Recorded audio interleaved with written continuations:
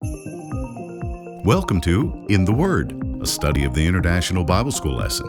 Join us as we learn from area professors and teachers as they bring you their thoughts and knowledge of the study of the Sunday School lesson for today.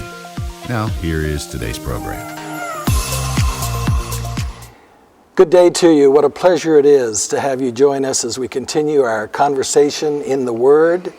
We're especially grateful to have the opportunity to study 5 lessons from the Sermon on the Mount. This is our third of this series of 5, and we're now right in the heart of Matthew chapter 5, where Jesus is talking about the law and our tendency to sometimes misapply the law, and his offer of some very helpful correctives as we understand what it means to live the Christian life fulfilling the law through Jesus. Dr. Roberts and I are at it again and grateful to be able to have this conversation. The Sermon on the Mount is certainly rich in practical instruction, isn't it? Definitely, yes. We started out with the Beatitudes, which are, oddly enough, about attitudes, right. even though that's not the meaning. That's not the meaning of the word beatitude. Right. And Jesus importantly begins with character traits and attitudes, who we are as that which undergirds our ethical behavior. And then he moved on to salt and light, emphasizing the fact that our lives are meant to, our lives of Christian character are meant then to have a positive impact on those around us. But we've already moved now into the action mode. Right. Where and behavioral... he stressed that he's not abolishing the Old Testament. He's building on it. Yeah. And now he gets specific about how some things from the Old Testament can be quoted and then misused. Yeah. So he gives us 5 or 6 practical examples of that. Laws which were very well known even in Jesus' day, and they're well known in our day as well, and how they can be interpreted in a way that sounds affirming, but it actually kind of undermines or takes the heart out of the ethical teaching. So we're going to see 3 examples of that today, and in the next lesson a couple more. In the last lesson, he talked about your righteousness exceeding that of the Pharisees and teachers of the law. We'll see today how he emphasizes that exceeding. Yeah, that's right. And it's so interesting because the Jewish religious leaders of Jesus' day appeared to, at least on the surface, to emphasize the law and support the law. The Pharisees are the most obvious, and they're often connected to the teachers of the law. They numbered the laws. They made it their goal to obey all 617 of the laws. And they appear to have supported it, but as we mentioned in the last lesson, they undermined the law in ways that kind of devalued it in Jesus' view because of their lack of sincerity. The Sadducees are also interesting. They were the priests, and they emphasized the ceremonial law. Right. And so they, in their worship at the temple, they kept all the requirements of the law there, but they pretty much ignored the moral, ethical. So all groups of religious leaders seem to have pretended, at least, or given the impression that they valued the law and then undermined it. Yeah. Jesus wants to show the principles undergirding the law, I think. And so in each of the examples we look at today, we're going to see that he affirms the law, but then emphasizes the undergirding principle. He takes it to a deeper level. It's more than just the surface. Yeah.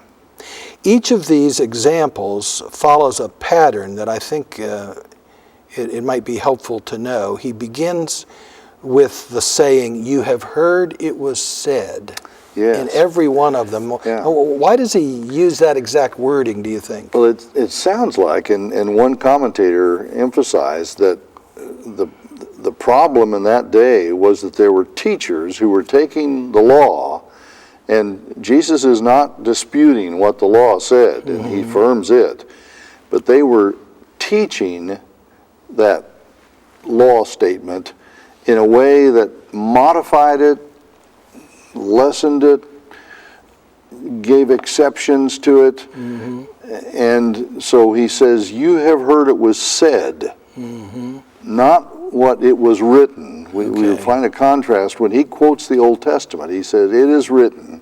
But here he's saying, you've heard it was said. So in a sense, Jesus in this section of the Sermon on the Mount is not really in conversation with Moses, the lawgiver.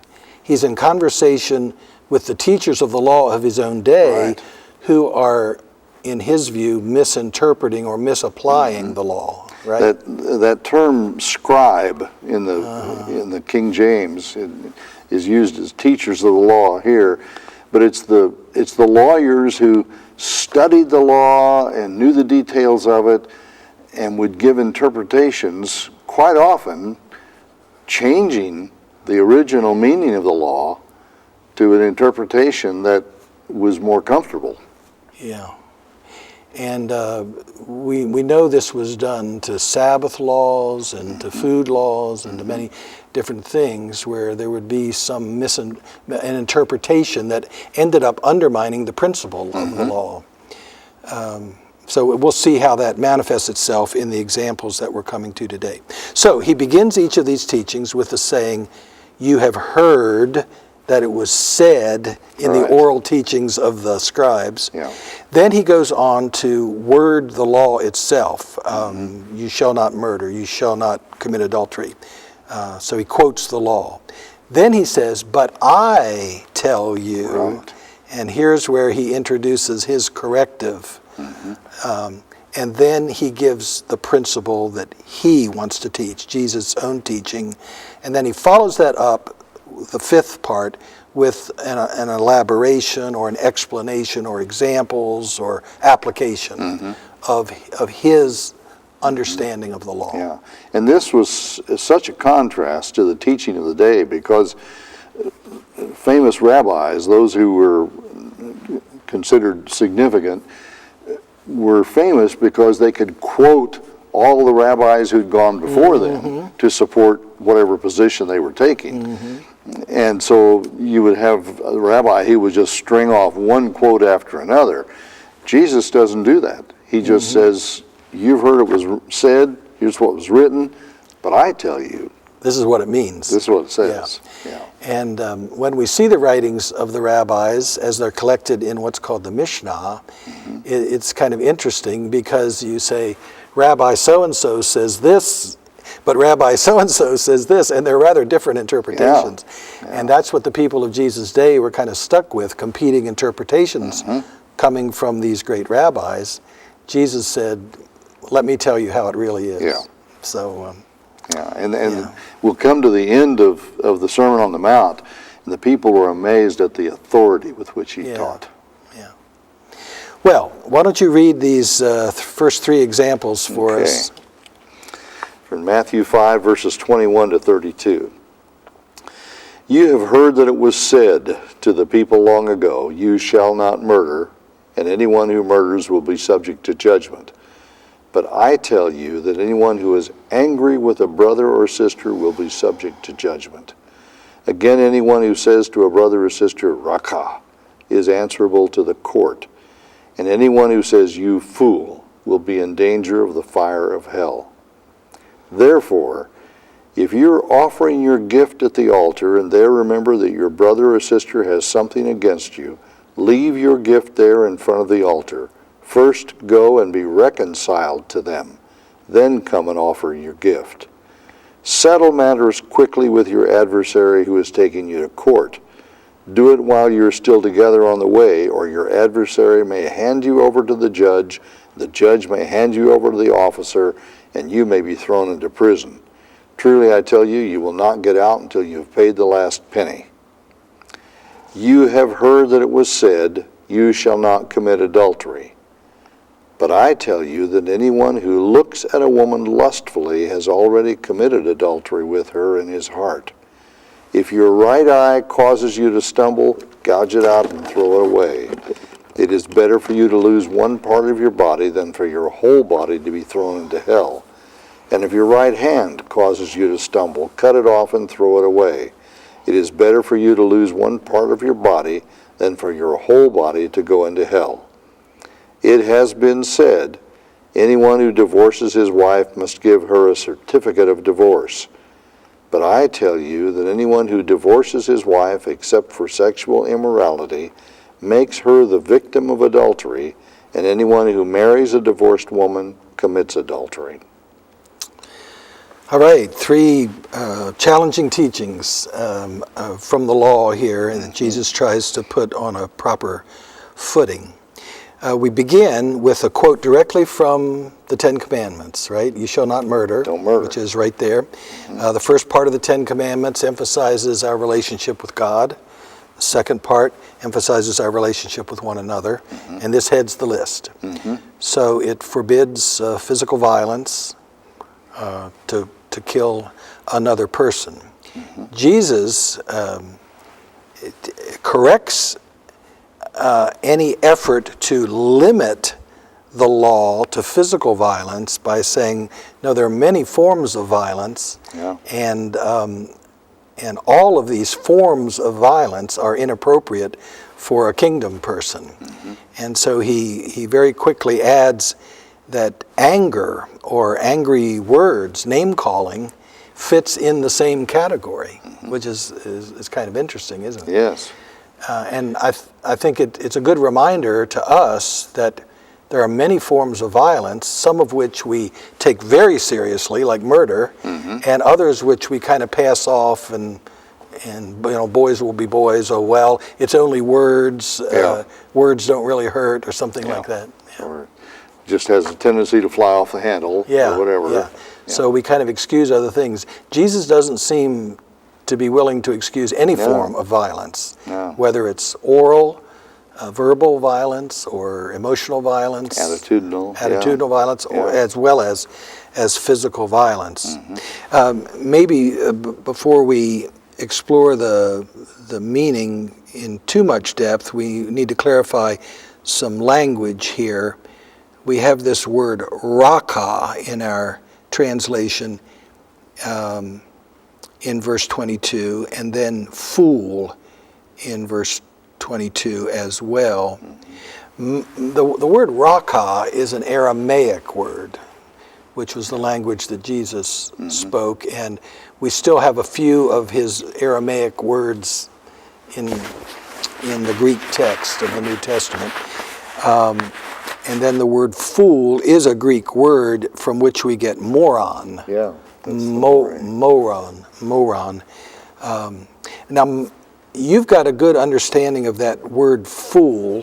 One should commentator was saying that it's really reflecting on the character of the person. It's like calling somebody a scoundrel. Okay. So it's more than just saying you're foolish or you're silly. It really casts a serious Because Jesus used the word fool sometimes in talking about somebody who makes a foolish conclusion or whatever. Right. But here it's an accusation of epithet. It's character assassination. Right. It casts an aspersion on them. I've been taught and have read about the word rakah, that it's actually more, it means stupid. That's its main meaning, like idiot or stupid, lack of intelligence. But that it also suggested, much in the way you're saying, that it suggested a moral failing, not just a lack of intelligence, but someone who lacked moral sensibilities. So these are words that go well beyond, I'm not defending stupid as an appropriate term, okay? My wife says that stupid was one of the words that got their mouth washed out with soap when she was a kid, not just cursing, but even stupid. So I'm not defending the use of the word stupid. I'm saying that these words go well beyond a comment on a person's intelligence. All right. And so there's a form of character assassination here, verbal violence, Yes. that is really an attack on another person. Yeah. Well, I wanted to clarify those words just a little bit. By the way, the word court in verse 22 is interesting. It's actually the word Sanhedrin, which is the Supreme Court of the Jews. Yeah. But it's unlikely that every one of these little cases that he's talking about here would have been brought to Jerusalem before the Supreme Court of the Jews. Yeah. So the word also appears to apply to local councils of village elders who would be called on to apply the law to moral situations that are going on there. So there's a little bit about the wording there. Now, anger or wrath and verbal violence are two forms of violence that Jesus suggests we should take pretty seriously here. Yeah. And I think we can apply that to our lives. The way in which we relate to other people in marriages or in family, the way we talk to our spouses, the way we talk to our children. Yeah. There's a lot talked about road rage nowadays. Oh, That's this anger you have with another person where you destroy the worth of the person, sometimes literally, physically. Yeah. I may have mentioned before that the only time I really criticized my mother about her upbringing of me was to tell her that I was disappointed that she had lied to me when I was in first grade by telling me sticks and stones will break your bones, but words will never hurt you. And I learned pretty early when I went to elementary school that no, words could devastate you. Yeah. I never got in fights when I was a kid, but I have had my spirit killed on several occasions. And I can tell you to this day events in my, when I was 5, 6 years old, when someone spoke a harsh, mean, insulting word to me, and I've never forgotten it. Yeah, and a lot of adults are suffering from psychological abuse because of words that were spoken when they were children. Which demeaned them, questioned their worth as human beings. So when Jesus is saying this, he's not overstating. It's a reality that we recognize in our society today. And by pushing his the meaning of this law beyond the physical murder, he's touching on a principle of anti-violence that he says pervaded the law. That was the principle, and we need to take the principle seriously, not just the one manifestation of it. He applies it or elaborates on it in verse 23 in a way that I think we should understand as hyperbole.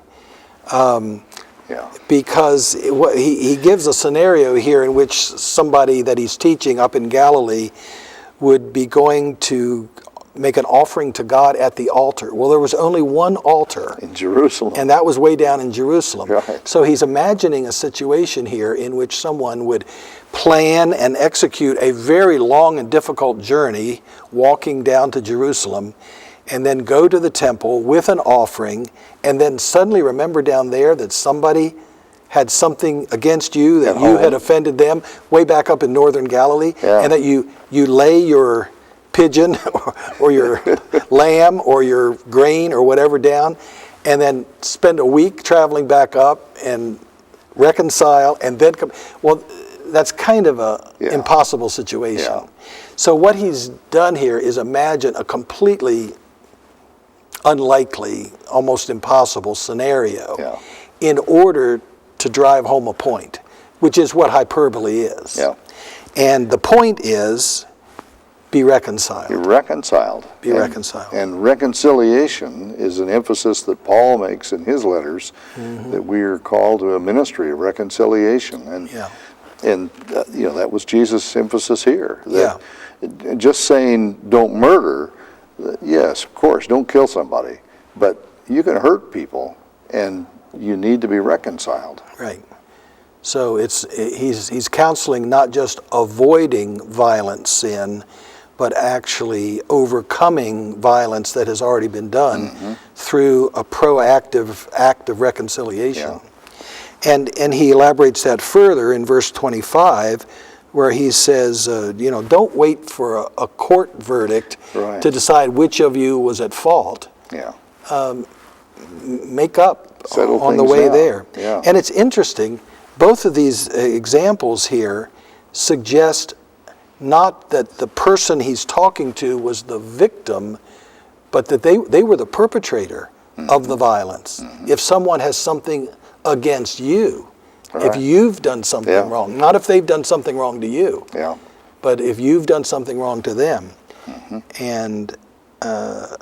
and you are the one who's liable to be thrown into jail. You've got an adversary taking you to court, and there's a whole lot of time and expense in court even today. Right. And he's saying, settle that. You Settle don't need that. to Yeah. go through all that. Besides, who's right and who's wrong isn't really the point. It's reconciliation, Jesus says. That's the point. One commentary I read suggested that this idea of paying the last penny suggests that this may be a situation of indebtedness, and that the conflict is a debt. And that's very likely. I think that's helpful to think of it that way. And where they're going to be thrown is debtor's prison, which was very common in those days, the offense of indebtedness. Well, the first example then is about violence. And Jesus says, look, it's not just enough to avoid physical violence. We need to avoid violence of all kinds, verbal, emotional, attitudinal. And the way best to avoid it is to seek reconciliation with people with whom we are at odds. Well, let's take a look at the second example, which is about sexual sin. We had violence, now we have sexual sin. You've heard it said, don't commit adultery. Well, that's the law, don't commit adultery. That's one of the 10 Commandments. But it was apparently revised or interpreted in such a way that the strength of it was weakened. And Jesus is saying it's not just the physical act of adultery. It's also the mental, spiritual. So it's parallel to you shall not murder, isn't it? Yeah. There are other forms of sexual immorality that Jesus suggests can be just as destructive to relationships and to individuals. And so he expands it to think about emotional, visual, attitudinal, looking lustfully, attitudes, thought patterns. He said there's just like there's a form of physical violence that doesn't there's a form of violence that doesn't involve physicality. There are forms of adultery that don't involve the physical act of adultery. It can be what we look at or what we train our minds to think about. And this is also applicable to our lives today, isn't it? Oh, it is. We were aware that pornography is a serious issue in a lot of situations, a lot of people. And our society has just kind of gotten acclimated to it. Yeah, I was just thinking recently that whereas in days of our youth, pornography was there. I mean, it's been there throughout human society, but it was kind of a secretive and shameful thing. And now it's almost become normalized because it's so public and so available. And so this teaching is all the more important for us. To drive home just how dangerous and destructive sexual problems are, Jesus resorts again to hyperbole. And talks about gouging out the offending eye or cutting off the offending hand if it becomes physical. And I think we all agree that this is hyperbolic, right? This is not there have been people through Christian history who've taken it literally and abused their body. And clear back to the Council of Nicaea in the 300s, the church came to the general conclusion that is not what Jesus meant, and that is not the proper interpretation of what he's saying here. He's saying that it would be better, but that's not what you should do. You need to clean up your attitude and your spirit. And by using these two hyperbolic examples of the eye and the hand, he's reinforcing his teaching here, which is that, yes, there is the physical act of sexual impropriety, but then there's also the visual, the attitudinal, the mental, whatever. So, he's not advocating physically destroying your body, but he is emphasizing the seriousness of it. Now he follows this up with a very brief teaching about divorce, which was there in Jesus' day and is in our day as well. And he quotes a teaching by Moses, which is recorded in the books of law, but it wasn't actually one of the laws, was it? It wasn't a part of the Ten Commandments. And again, it has been said, anyone who divorces his wife must give her a certificate of divorce. Later on in chapter 19 of Matthew, the question is directed to Jesus, what about divorce? And he deals with it and says that the intention of God was for marriage to be lasting. Right. Divorce was a concession that Moses made because it was happening. But it's not God's intention. Right. And the quote here, to be clear, is not a twisting of the law by the Pharisees of Jesus' day. This is a quote from Moses. But it's a quote of a concession made to say that if divorce must occur, then it must be done for legitimate reasons. And this was especially problematic in Jesus' day because some rabbis were giving men, husbands, permission to divorce their wives for the most frivolous reasons at all. And a woman couldn't divorce her husband at all. Only the husband could divorce. But rabbis were known to say that you could divorce your wife for burning your supper. Or for just some frivolous... Or if you just happened to like someone else better and she didn't measure up. Your preference. If she had lost the bloom of youth or something like that. I mean, that's literally what they said, that you could do that. And so once again, Jesus is reiterating the principle. He's not into making excuses. I was just thinking about it, I didn't really do it. No, he doesn't buy that excuse. And he doesn't buy this excuse of whatever reason either. He emphasizes the fact that divorce was not part of God's plan, and we can see that because the consequences of divorce are so devastating. They're painful to anyone. And it's generational. It doesn't just the couple. It's the children, it's the families of both. Now the last thing we're doing here is trying to imply that divorce is the unpardonable sin. It is not. But we're just trying to take seriously the emphasis that Jesus puts on the devastating results of a life that yields to violence or to sexual immorality or to a relationship that is marred by divorce. And Jesus says we need to take all this very seriously and understand why God created us for relationships the way he did. We'll have lessons later on in this quarter about marriage. We'll talk more about that. I'll come back to it there. Well, we've run out of time, so thank you all for joining us. Feel free to go back and study these teachings from chapter 5 in Matthew more on your own. We'll look at 2 more examples from this section. Hope you can join us for our next lesson. We'll see you then. This has been In the Word, a study of the International Bible School lesson brought to you as a ministry of First Christian Church in Johnson City, Tennessee. Our thanks to our teachers that led us for this week's lesson. Join us again next week for another lesson from the International Bible School lesson text. This has been a production of First Christian Church.